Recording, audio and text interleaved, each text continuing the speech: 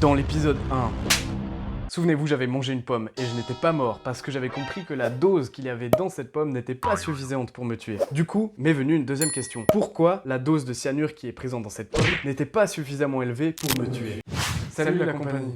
À défaut de savoir pourquoi le cyanure ne tue pas, Je vais commencer comme tout bon relou que je suis. à vous expliquer comment il tue.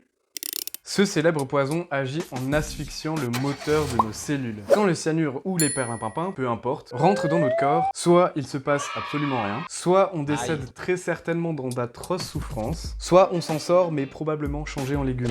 Tout dépend de la dose, je crois que vous commencez à comprendre. Pour ma part, le cyanure qui s'est retrouvé dans mon organisme s'est retrouvé bien dépourvu quand la brise fut venue. Non, bien dépourvu face à l'armée d'enzymes rhodanaises qui traînait un petit peu dans mon foie et dans mes muscles. Dans mon foie, le cyanure s'est alors transformé en déchet quasi inoffensif et plus tard, mes reins ont alors pu capter ce déchet et de l'éliminer définitivement avant même qu'il ait eu le temps de faire le malin. Mais passé une certaine dose, c'est les enzymes de mon foie qui se sont retrouvées prises au dépourvu. Pour ça, il aurait fallu que j'ingère 2 grammes de cyanure, soit près de 100 fois plus que ce que l'on trouve dans la totalité des pépins d'une pomme. À cette dose, une bonne partie du poison arrive à s'introduire dans le sang, et quelques minutes plus tard, je serai parti un peu plus près des étoiles, au jardin de lumière et d'argent.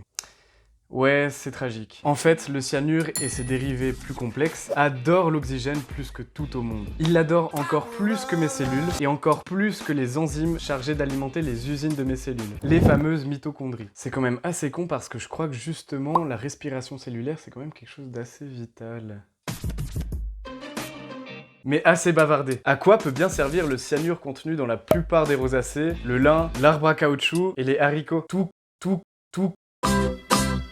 converge vers l'un de nos sens qui n'aime pas trop le Covid. C'est un sens assez pratique et je suis sûr que Philippe Etchebest ne dira pas le contraire. Dans l'absolu, le goût salé permet de détecter s'il y a du sodium dans les aliments, le sucré, diverses formes de sucre simple, l'acidité de percevoir si un fruit est mûr ou non, l'umami de savoir si un aliment est fermenté, et l'amertume de détecter la plupart des poisons. Le cyanure étant à la fois un poison et à la fois bien classé sur l'échelle d'amertume, notre langue le détecte très facilement. Nos papilles sont loin d'être des légumes, et très souvent, quand on mord dans une amande amère ou dans un pépin de pomme, on se retrouve avec la même tête que Sid dans l'âge de glace. Qu'est-ce que je raconte, moi? Ça n'est pas du tout plaisant pour nous, et encore moins pour le pommier qui vient de perdre un de ses futurs enfants. Comme une punition de la nature, pour avoir brisé le contenant du matériel génétique d'un futur Malus sylvestris. Qui mange des pommes sauvages, sérieux? Ou plutôt un signal d'alerte pour nous dire qu'il ne faut pas recommencer.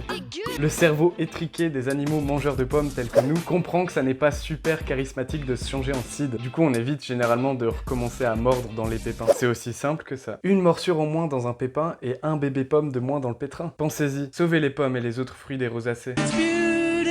Mais bien souvent, les perlimpinpins dont je parlais dans l'épisode 1 sont présents en si faible quantité que notre goût ne le détecte même pas. Dans ce cas, on suppose que les glycosides cyanogènes, donc les fameux perlimpinpins, servent à la fabrication d'autres matériaux lorsque la graine se développe. En gros, il serait juste une phase de transition pour arriver à des molécules plus utiles à la future plante. Voilà, je crois qu'on a fait le tour de la question, comme le dit si bien Zazie. Une chose est sûre, soyez fiers de vous et de votre foie. Remerciez-le de vous sauver la vie à chaque fois que vous mangez une pomme. Abonnez-vous à la chaîne, likez si ça vous chante, et ça doit être à peu près tout. Merci à tous pour votre écoute, et on se retrouve la prochaine fois. Salut tout le monde.